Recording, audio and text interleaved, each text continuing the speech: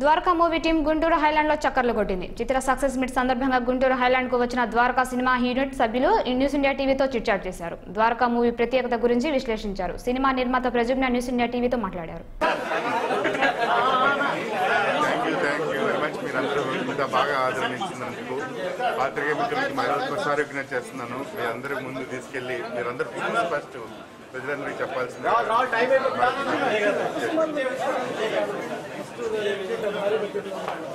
కథ మీద నమ్మకం.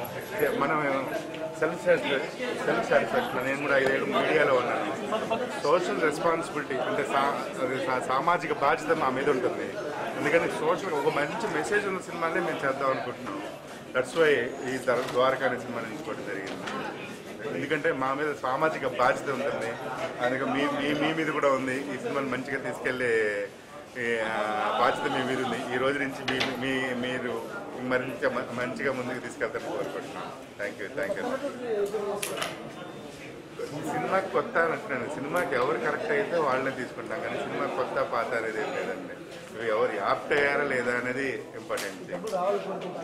డెఫినెట్గా డబ్బులు వస్తాయండి. మంచి ప్రయత్నం సిన్సియర్గా చేసినప్పుడు 100% మంచి ప్రయత్నం చేస్తాయి.